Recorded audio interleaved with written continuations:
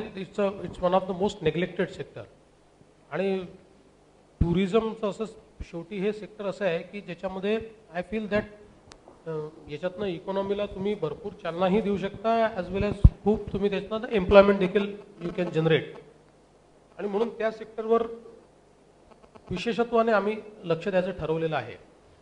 आणि जी केंद्र सरकारने जी भूमिका मांडली की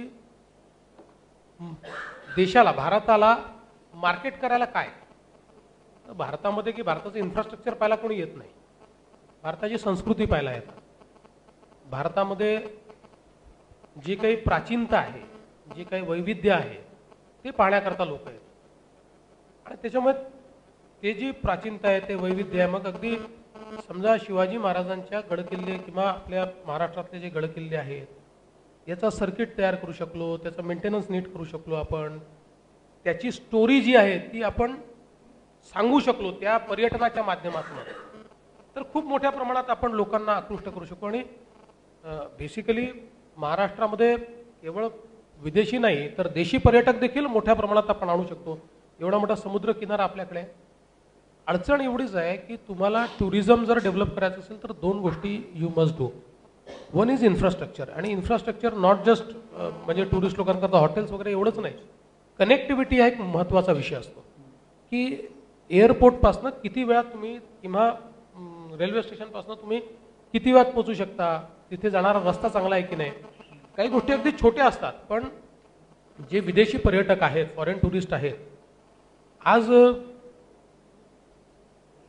नागपूरचा ज्यावेळेस मी विचार करतो तर टुरिस्ट जो आहे तो नागपूरच्या एअरपोर्टवर उतरतो आणि डायरेक्ट कान्ह्याला जातो. तो डायरेक्ट पेनच्या मध्य प्रदेशाच्या भागात जातो, पण तो पेनच्या महाराष्ट्राच्या भागात येत नाही. काय कारण आहे? छोटी छोटी कारण आहे. एक त्यातलं फार छोटं कारण असं आहे की स्वच्छ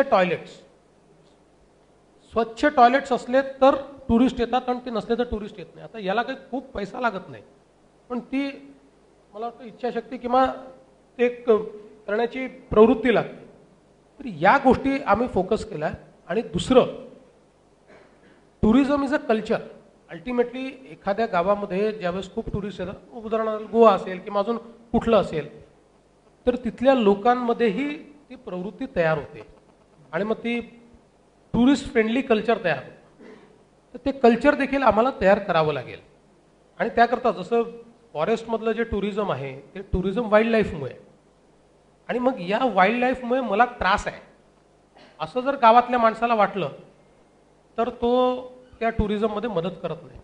पण त्याला ज्या क्षणी हे वाटतं की नाही यातनं तर माझाही फायदा होतोय, तर मग तो त्याच्यामध्ये त्यामुळे त्याचं जे इन्व्हॉल्वमेंट आहे, त्याची जे म्हणजे मग त्या हॉस्पिटॅलिटी इंडस्ट्रीमधल्या ज्या स्किल्स आहेत त्यात जर तिथल्या तिथे इम्पार्ट करून आपण त्याला जोडलं, त्याची इकॉनॉमी त्याच्याशी जोडली, तर तो त्या कल्चरमध्ये जातो आणि मग तो वेलकमिंग होतो.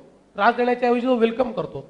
मला वाटतं या गोष्टी हा फार नेग्लेक्टेड, आणि आमचं इन्व्हेस्टमेंट फार कमी आहे या सेक्टरमधलं. म्हणजे आम्ही काय त्याचं बजेट 1000 कोटीचं ठेवतो आणि ते कुठे खर्च करतो हे देखील माहिती नाही.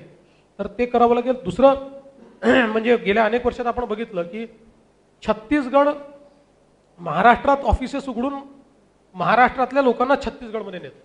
ते नायगरा फॉल्स नंतरचा सेकंड फॉल आमच्याकडे आहे, चालले आपले लोक, आणि आम्ही नाही मार्केट करू शकलो. तर ते करावं लागेल आपल्याला ते market. We are thinking about water transport, correct, which is a very simple thing for last I think yes. So it is possible, and cruise tourism is, I think we should go for it. So we'll really think on those lines. Thirdly, you talked about Mowgli Express. The Mowgli Express, which is the Jungle Book Trail. Yeah, that's also, see, just by starting a train, it doesn't help. It has to complete a circuit. Right. Unless there is a circuit, because so they were mentioning Tadoba, Pench, Bandhavgarh, Kahna. So I'll just tell you, one train was started in Vidarbha, and now दिलं होतं त्याला कुठली तरी queen नाव दिलं होतं, and it didn't take off because since the circuit was not complete, there were no takers, no passengers. So first of all, you will have to complete the circuit, and then ultimately tourists are needed to be engaged, and that engagement comes through circuit. So on that basis, we will do it. Fourthly, you are talking about holding shows in. Yes, it was the New Waits York. doing a show in New York. I don't think that that is wrong, but only thing is what is the output? Exactly. That we should, if you don't create any facility and you hold a show in New York, nobody will come. Right. I think holding show in New York is not bad, but it has to have some basic preparations made. We'll see if at all we want to promote tourism through road shows. Then at least we will provide for certain basic amenities, and then we will do that.